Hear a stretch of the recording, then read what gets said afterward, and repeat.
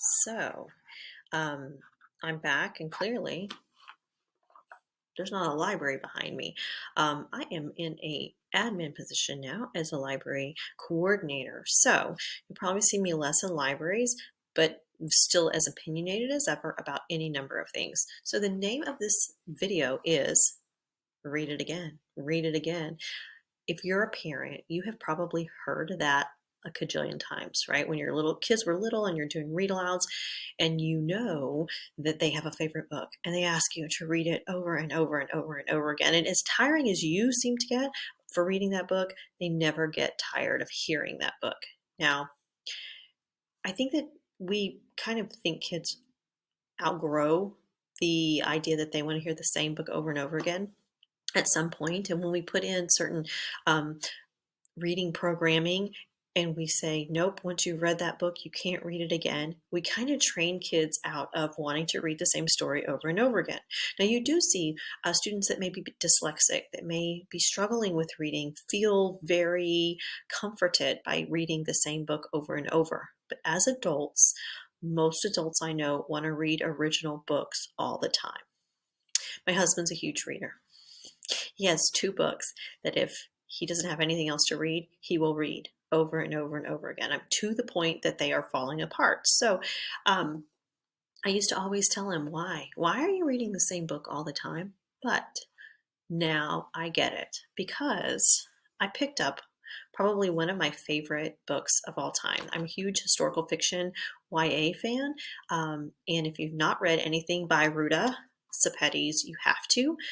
This is my favorite of her books out of the easy because it is set in my favorite city, which is New Orleans. I read it for the first time a handful of years ago. My daughter, who is now grown but was an eighth grader at the time, found this book, loved it, handed it to me. I read it, loved it. We took her to New Orleans. We walked the streets. We showed her where all these things happened. I have it on audiobook that I've listened to before on the way to New Orleans. But I picked it up at a conference this past week at the Texas Library Association conference in Fort Worth. This one actually happens to be in one of my favorite formats, which is large print. And I don't know that I've ever talked about large print on my channel before, but you will be hearing some about large print in the future. But I picked it up and started reading it. And it starts the best way. This is my favorite paragraph of all times of the start of a book. Probably not going to be in your elementary library, maybe not in your middle school library, but your high school library for sure. So I love it so much, I'm going to read it to you. So humor me for a second. This was not her first book. Her first book was Between Shades of Grey. Not that Shades of Grey. It's appropriate for kids Shades of Grey. A book about, it takes place during World War II in Europe. So that book was her first. This one is her second. Historical fiction. Okay. So here it starts. My mother's a prostitute. Right away, what? So my mother's a prostitute, not the filthy street walking kind. She's actually quite pretty, fairly well spoken, and has lovely clothes. But she sleeps with men for money or gifts, and according to the dictionary, that makes her a prostitute. Like, of course, you want to keep reading. Because I love the city of New Orleans, and at the time that I read this book, I had been one time. I now go multiple times a year, as often as possible, and stay for weeks at a time when I can. I understand the city so much better than I did on the last time I read this book.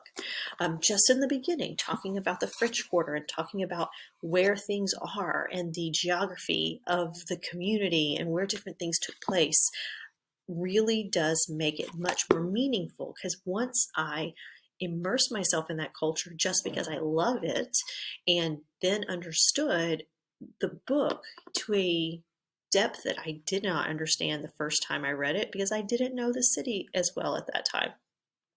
So I'm definitely now a fan of read it over and over and over again and read it again and read it again, because every time you read a book you get nuances. It's like watching a movie over and over again. You see something you didn't see before. In a book, you read something, you understand something better than the last time you read it. So I will continue to encourage people, students specifically, to reread their favorite books because they're always going to get something new. And we should not discourage them from doing that. Read alouds as much as they want to hear it. Let students read their favorite books over and over again.